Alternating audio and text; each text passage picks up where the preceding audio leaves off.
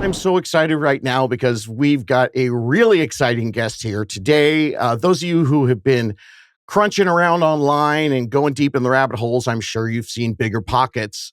We got the man. This is Dave Meyer from BiggerPockets, and he's here to talk to us all things real estate. Dave, an honor to have you on the show. Thanks for being here, buddy. Absolutely. Thank you so much for having me. I'm excited to be here. It's such an exciting thing because I think that the first-time homebuyer journey goes from, oh my God, I'm adulting, to, oh my God, I've been paying rent for too long, to, well, I should start looking into this. And inevitably, when they start looking into it, so many of them see real estate investing. Thankfully, you're the biggest, most reputable, actually giving you real practical steps to help it, as opposed to so many of the other ones out there that are making big headlines because it's sexy.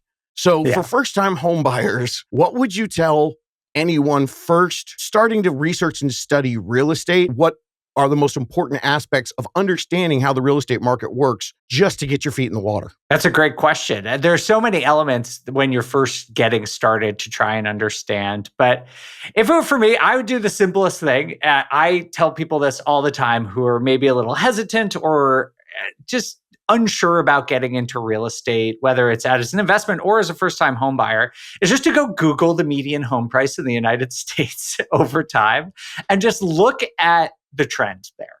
Because a lot of people, I'm a millennial, and I think a lot of people in my generation really remember what happened in 2008. And they have a lot of hesitancy or fear around the real estate market, and that's totally understandable.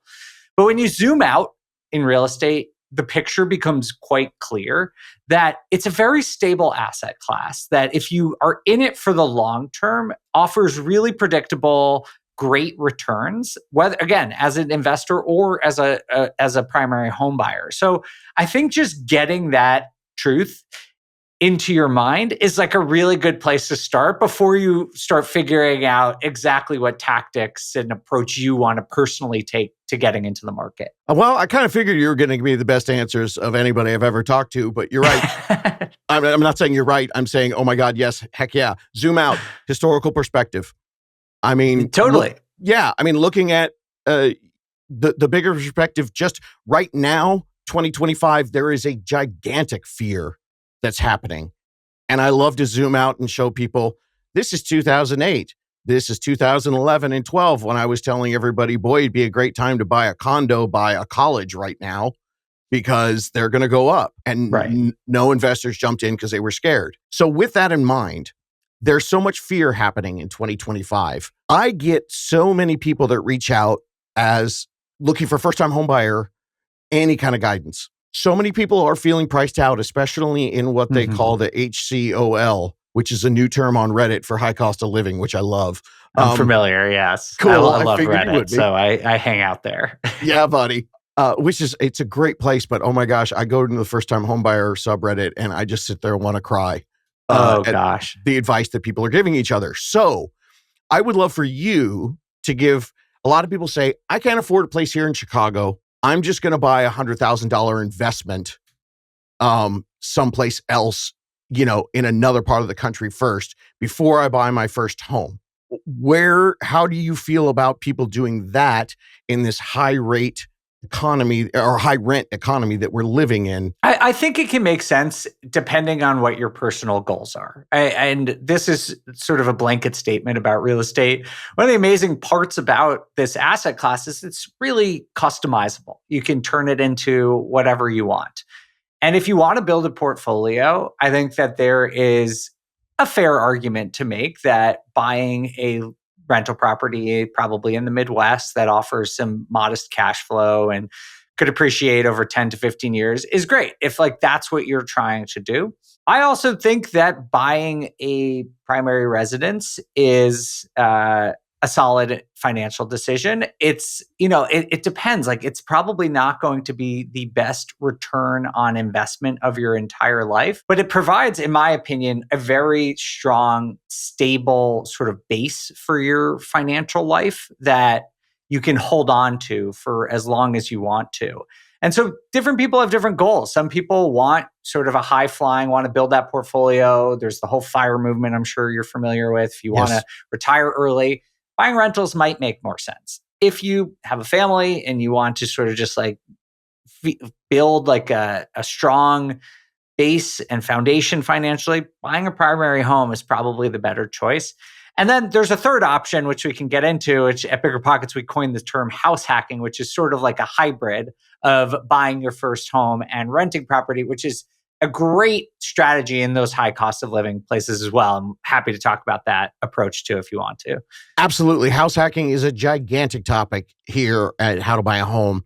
One of our very first interviews with a listener who got connected with what we call the unicorn realtors. They actually qualified on their own, didn't even need to get a co-signer, but still decided as a young couple, they were young, didn't have a family yet, and they just had their buddy move in. Nice. And perfect. So expand on house hacking. This would be great information for our folks. House hacking is a owner-occupied investing strategy, which is exactly what it says. It's basically a property that is both your primary residence and an investment property.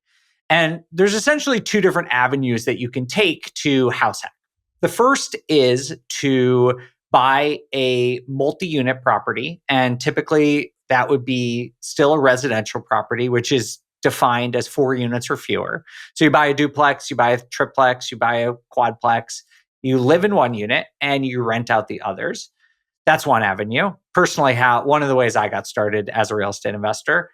And then there's also a more, I guess it's like, it tends to skew for the younger audience, but people buy a single family home and live in one bedroom and find roommates. And that's a totally good approach too. So both of those are ways to become an investor and lower your cost of living. And the reason it's so beneficial is, I guess there are a couple of reasons. The first is that you get access to residential financing. Normally, if you're just buying a rental property that you don't live in, you typically have to put 25% down. Your interest rate's going to be a little bit higher. If you buy a primary residence, you can qualify for an FHA loan, which usually has a 0.5 point lower interest rate. You can put sometimes as low as 3.5% down. There are 2013 loans. If you're a veteran, you can do this, and use a VA loan. There's just much more flexibility on the loan side, which is just super beneficial. The second thing is that as an investor, like when I go out these days, at this point in my career, when I go and buy a rental property, it has to cash flow. I need it to generate a certain amount of cash every month to make it worth the risk and my time. But as a house hack, all you needed to do is to reduce your cost of living to make it an effective financial decision. So even if you are still paying $500 a month, let's say, for your mortgage, that's probably less than what your rent was, especially if you're in a high cost of living area. Plus, in addition to that savings, you get the tax benefits of homeownership, which are very significant. And you also get the potential for appreciation. You could do renovations and increase the value of your home. And so you're sort of getting all of this, all the benefits of an investment and a primary residence in one. And then the last thing I'll say is I understand your audience here, David, is mostly people who are getting their first home. But if you buy your first home and you get the bug and you like it, it's a great training ground for real estate investing. You learn a lot. And if you want to go on to buy 2 or 3 rentals over the course of your life, you'll be very confident in your ability to do that. So there are more, but I think those 3 are just super compelling reasons why people, especially in high cost of living areas, should consider house hacking. I've been listening to your show and several others. I went back to one to last summer. The gentleman's name was Colby, and you interviewed him, and he was a teacher. Yeah, Colby Gord, I think his last name is. Boise, Idaho, 17 grand a year. His wife was freaking out when he decided, in like phase 2, when he decided he was actually going to do it. And it turned out being great because she was the practical one and he was the one that had a little bit more of a risk taking. That was a small part of the interview, but let's just say it resonated. Good. But yeah, I think that it struck a chord with some people. What I really enjoyed about that was it wasn't necessarily a long-term goal. He originally got the idea from Carlton Sheets, which I laughed because you're younger than me, so you don't remember it, but I got the Carlton Sheets. I have interviewed enough people to know who Carlton Sheets is because a lot of people cite him when they talk about why they get into real estate. Dude, it was pre-internet, pre anything. And if you couldn't sleep, Carlton Sheets was in your face. Yep. So he didn't have the intention of going out. And a lot of the times, like this whole house hacking, if you get into the formula of it, the actual algorithm of what you're doing, a big thing that I'm telling my folks, because it's so difficult to purchase a home in the current affordability, is that a lot of times looking at it as a rent replacement strategy and understanding the full math of it. If you're renting for the average of $2,100 a month in the areas where homes are average $427,000, if you're only quote unquote cash flowing because let's say your new mortgage is $800 more than your rent and your roommate's only going to pay you $700, you're only at $100 or you're at $100 loss and you're not flowing yet. But $2,100 a month is now going into that asset. And like Colby did, I think he said, you interviewed him last summer, he still has that piece and he started before the crash. Oh yeah, I bet he does. He should. And it's probably close to paid off now. And at that point, 20, 30 years from now, especially if you choose to make a couple of additional payments, then you're, getting a couple $1,000s a month in revenue just by owning one rental. I think that's a whole other topic, but people really, I think, overestimate how many rentals you need to make a significant impact on your life. You hear these people on social media being like, you need 1,000 rentals, and it's all nonsense. The most successful investors I know own a dozen, 24 rentals, and they just pay them off and they do great. And again, it's not for everyone, but for people who buy their first home and enjoy home ownership and like the idea of real estate, this, your first home is a great way to get into real estate. And I've been harping on this for months now that, I'm sure, David, you see this stuff, but people like Grant Cardone and Robert Kiyosaki go out there and say that your primary residence is not an investment. And it's just, it boils my blood. It's just such nonsense. I mean, they're smart people. They have other good opinions, but that one it's just crazy. House hacking is a great investment. Buying a primary residence can be a great investment if you do it smart. I'm doing a live-in flip right now, which is a whole other way to use your primary residence as an investment. So there's just so many ways that it's a good financial decision. Is like going and buying something that you can't afford a good decision? Of course not. But like, let's make the assumption that most people are going to buy are going to be rational and buy a wise home. Like that, to me, is a no-brainer if you're looking to buy a first home. There's a whole bunch of regular people out there that need to use their homes or can use their homes like you're talking about. And totally, what we do is we focus much more on the planning aspect that the real estate industry has completely dropped the ball. Just like you're talking about Grant and all these other people talking about, you need to have this giant portfolio. Wonder why? Because you buy more courses from them. Anyway, I won't get into that. Yeah, exactly.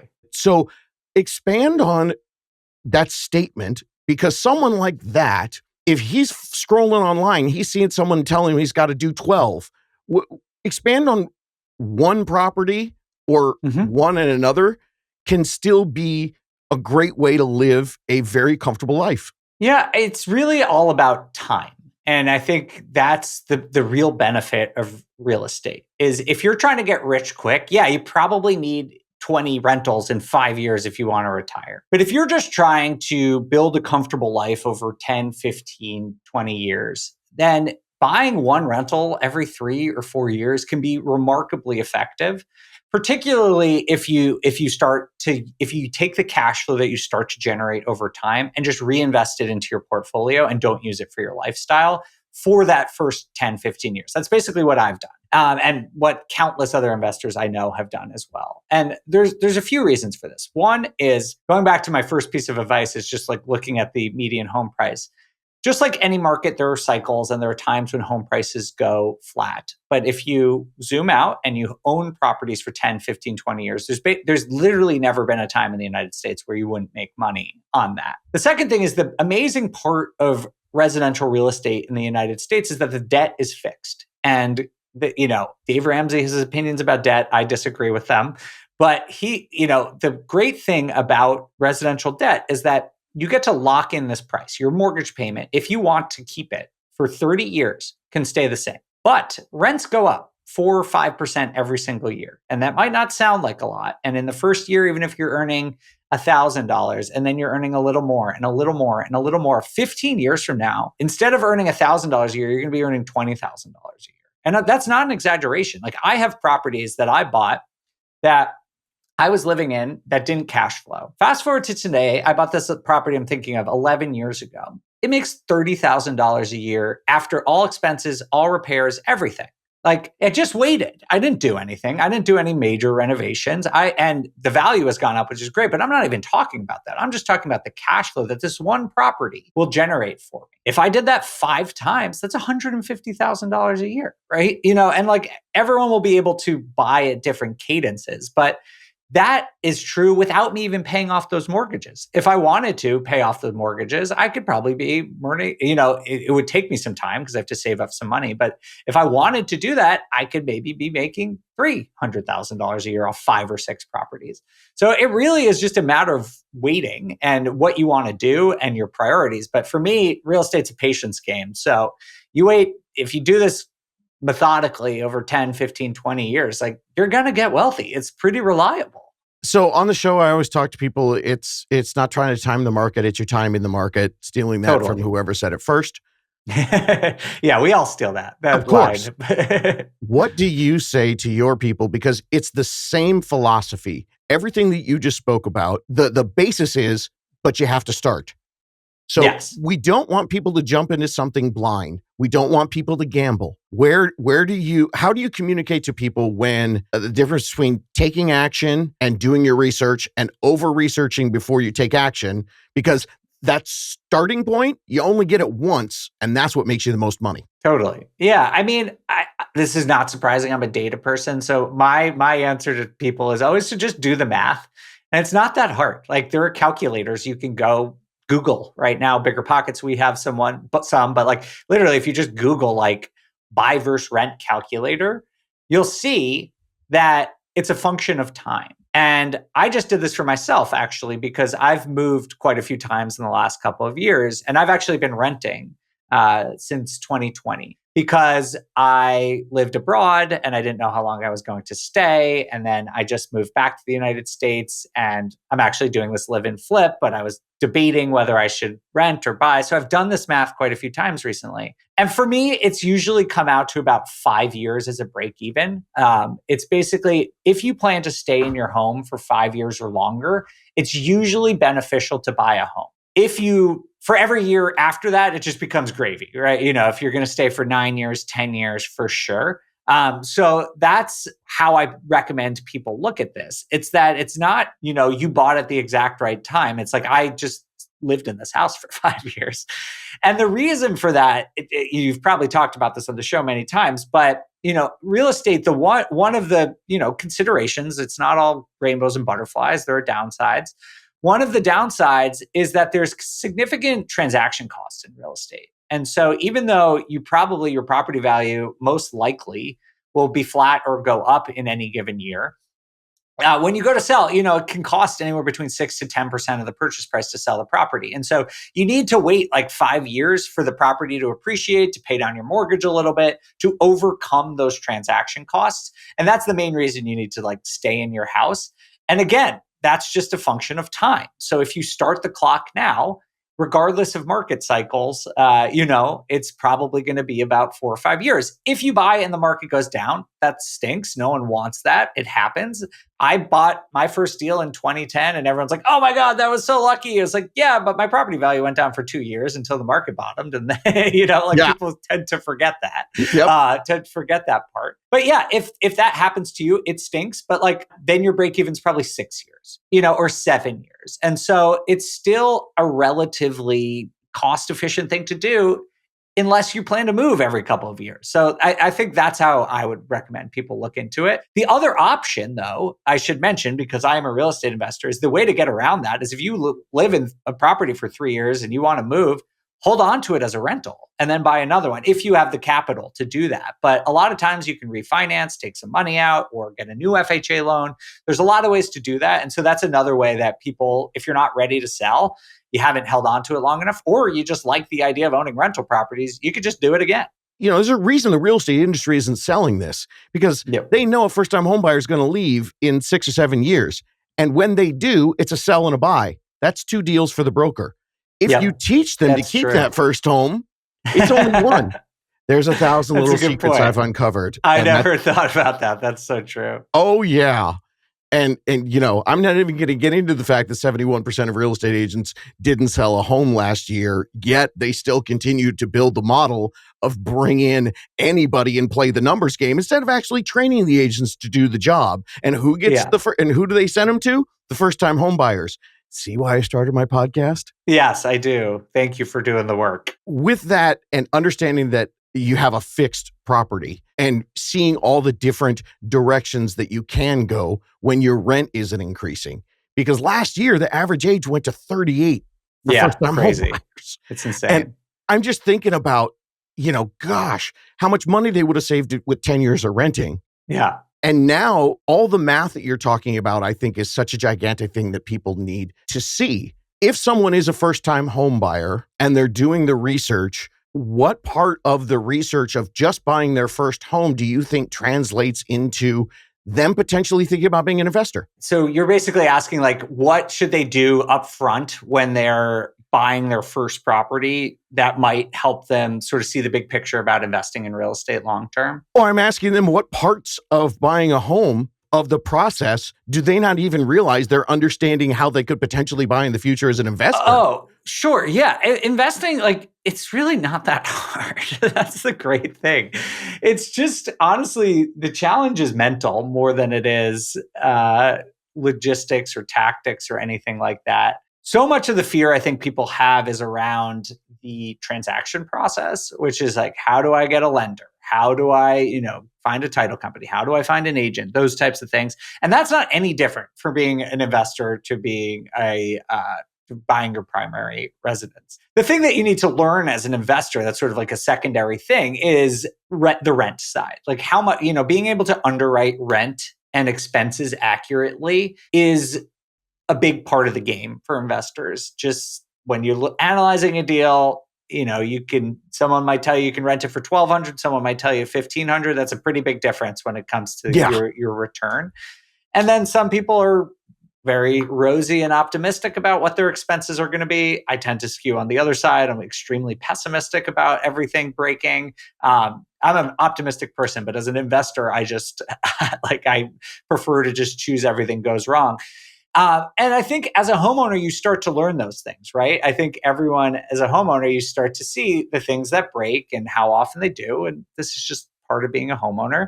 How much time it takes to maintain the lawn or, change out the air filters every month. Like those are the types of things that you have to scale as an investor that you can learn by being a first-time home buyer and see if you like it. For me, a lot of people are always like, I don't want to be an investor, like all the work, maintenance, blah, blah, blah. Like, I don't mind it. I've never minded it. I did maintenance on all of my own properties for 10 years. And I'm not a very handy person. But so I like it. And I think a lot of people do take satisfaction and pride in home ownership. And I think that's something you can sort of apply to your investing, which is cool. So I think those are the two things. And then the only other piece is sort of tenant relationships. And that's a thing you don't get exposure to as a first-time home buyer, but honestly is not that hard. At BiggerPockets, we have a ton of free resources that you can use to learn how to do this. And really, it's just if you're good at maintaining any types of relationships, if you've been in a customer service type position before, or any career or job where you interact with people, it's not that bad. And I find that people assume that the tenant-landlord relationship needs to be or is sort of inherently adversarial. And that's just not the experience I've ever had. I have good relationships with pretty much every single tenant I've ever had. And so I just think it's people sort of work that part up in their mind that it's going to be worse than it actually is. Yeah, I couldn't agree more. That makes perfect sense. So random, what were you doing in Europe? What took you out of the country, man? Yeah. So I always sort of wanted to. I studied for a year in college abroad, and I really enjoyed it. And my wife also wanted to do that. And then randomly in 2019, her company, she was working for a startup, She was an early employee at a tech company in Denver, and they got bought by Booking.com, which is a Dutch company. Did not know that until they bought my wife's company. And they transferred her to Amsterdam. And luckily BiggerPockets said that was okay. And we lived there for 5 years in Europe.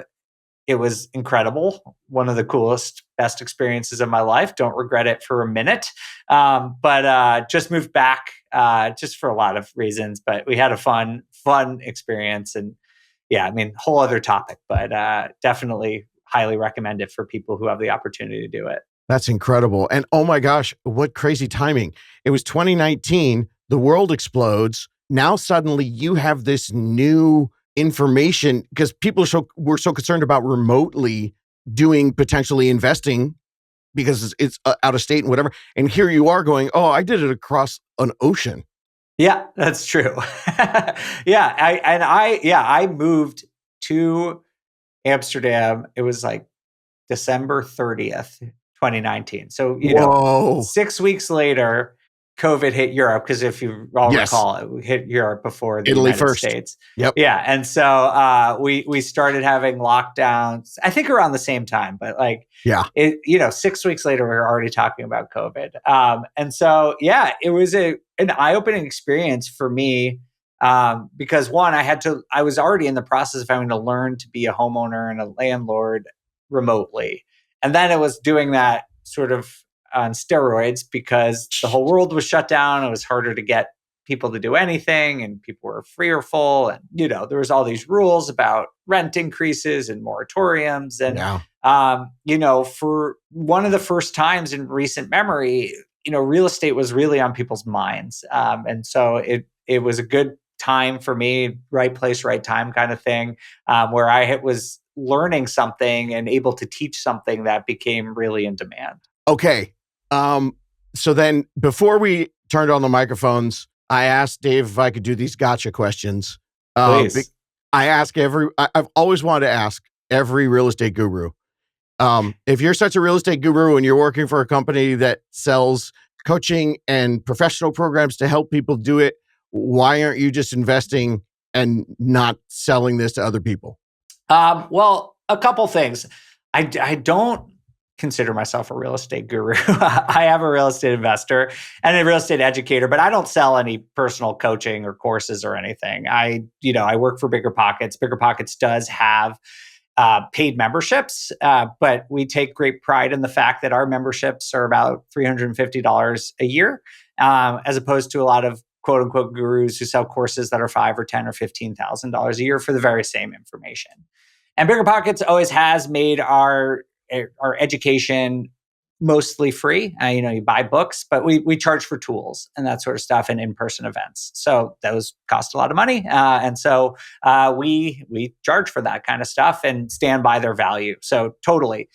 The other thing is I never wanted to be a full-time real estate investor. That was never my goal. I got into real estate as sort of a side hustle because I wanted to be in tech and I needed cash. And I was, graduated college in 2009, and it was hard to find a good job and it was easy to find real estate deals. So I did a real estate deal with 3 partners and was managing the property myself to make an extra $200 a month. And I turned out to like it. And so I actually went back to grad school even after I became a real estate investor for data analytics and data science. And so I just have professional interest personally beyond real estate. And so working at BiggerPockets for me is sort of the perfect hybrid where I get to work in tech and I get to work in real estate, and I love it. But I do invest in real estate. I do deals all the time. So it's not like I'm just teaching this stuff.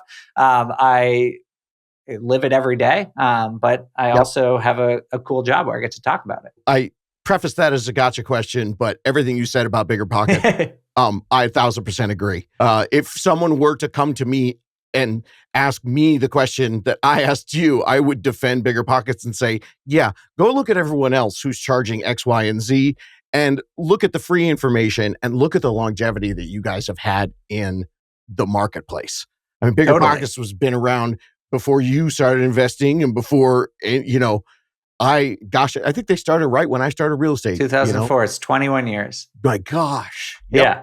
Yeah, they started. Yeah. I started a couple years later. And so that's a wonderful thing. And it's so interesting. You talk about being, you're a practical person, you're a tech person, degrees in that. Yet here you come around to this educator. I think that speaks to the fact that the tech and the analytics and the data are a really important part of this thing that a lot of people, just equate with, put in the grind and do the hustle. And you're much more about the practicality of it.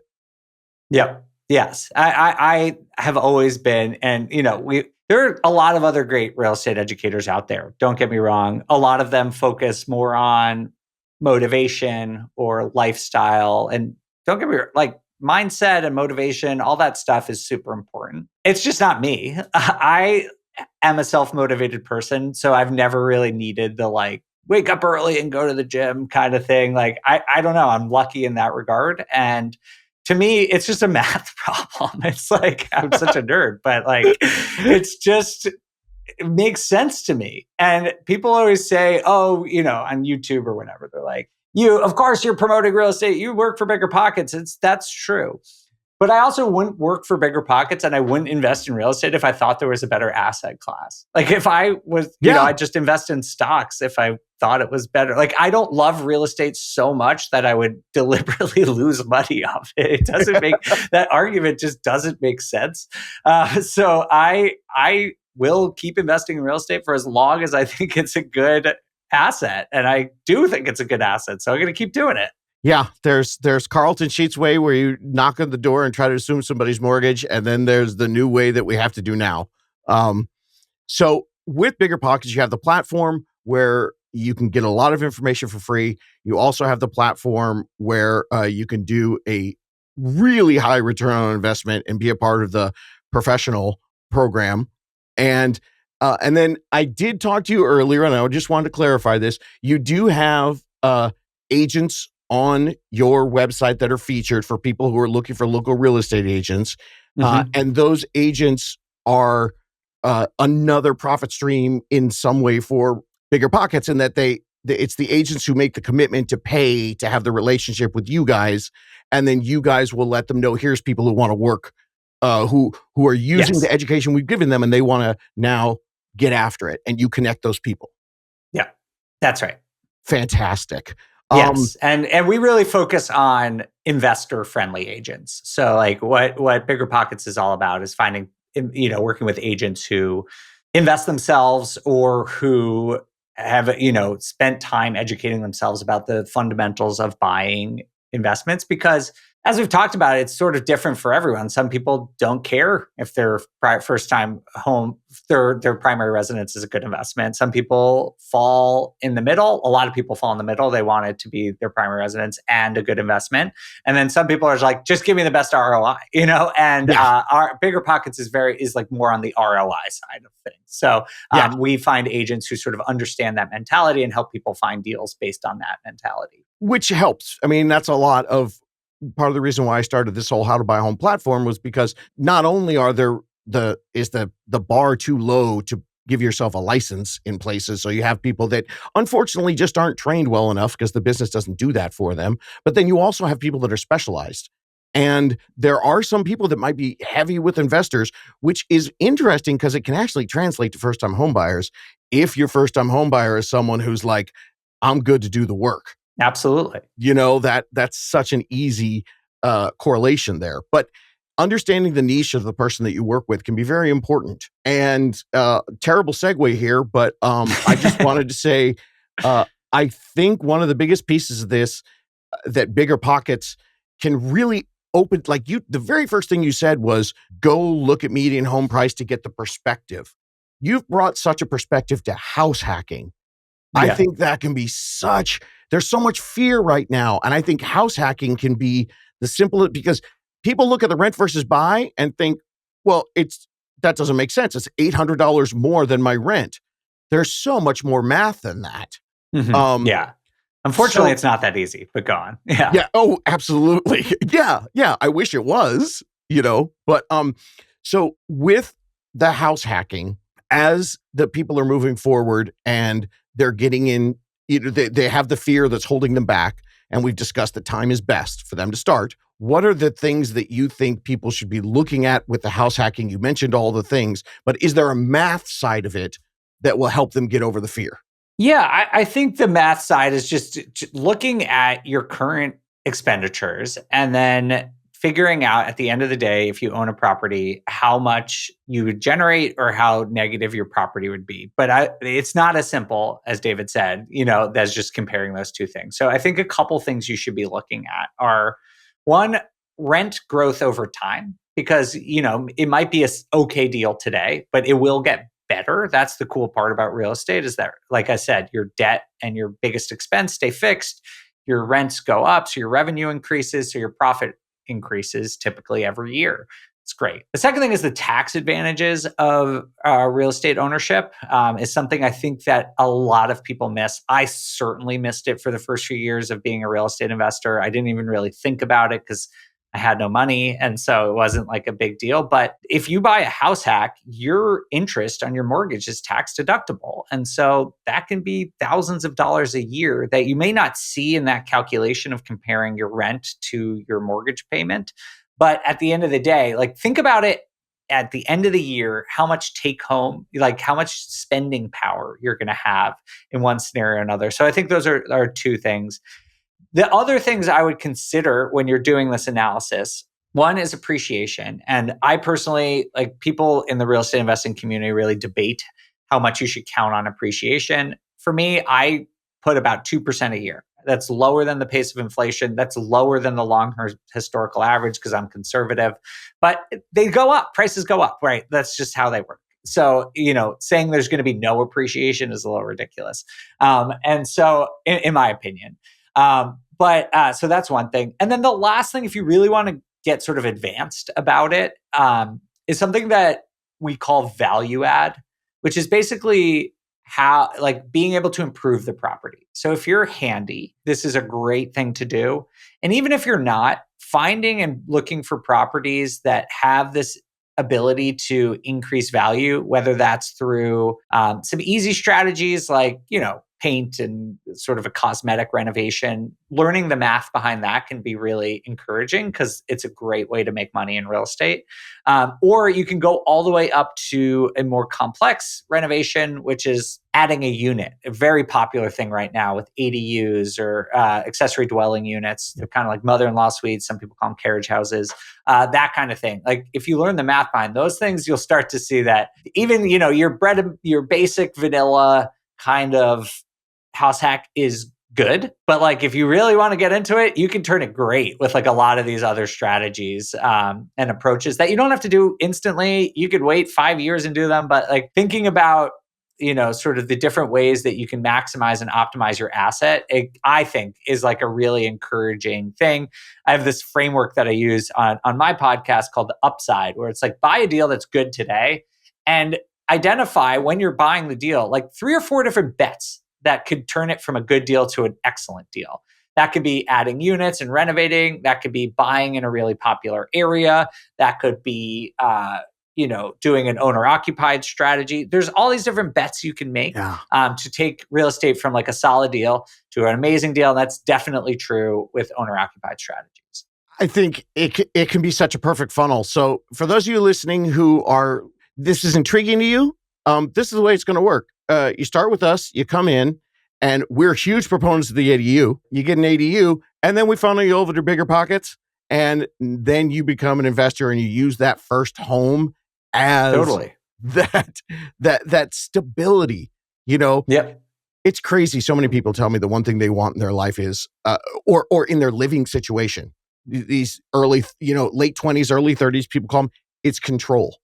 That's the word I hear all the time. And they're not talking about they wish they could paint their walls, but they can't because they're a renter. They're talking about their rent. They can't control the hike next year or the apartment or the home being sold out from underneath them. Totally. So, I mean, it's honestly, it's something I think about myself. I just moved to a very high cost of living area.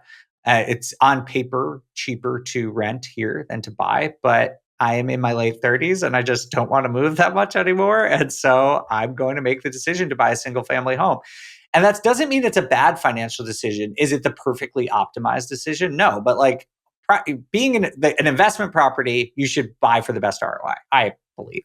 Yep. Primary residence, it's a mix, like we talked about that spectrum. It's a mixture of like, where do you fall on the spectrum of like ROI versus personal life? And it's your life. You spend so much of your time at home. I work from home. It's like I spend most of my day here. And so I just want a place that I own. And because of that, we didn't really get that much into it, David, but like, because I am a nerd and I needed to like find a way to make money off of my primary residence, I'm doing what's called a live-in flip, which is an amazing strategy for first-time home buyers. If you want to renovate your home, it can get into it, but the tax benefits are huge. So it's like it's a cool thing that you can do as well. Yeah, I have in Southern California worked with a lot of contractors who every time I would call them every couple of years, they'd be in a new place because they did 2 years for the capital gains tax and then they'd move. And exactly.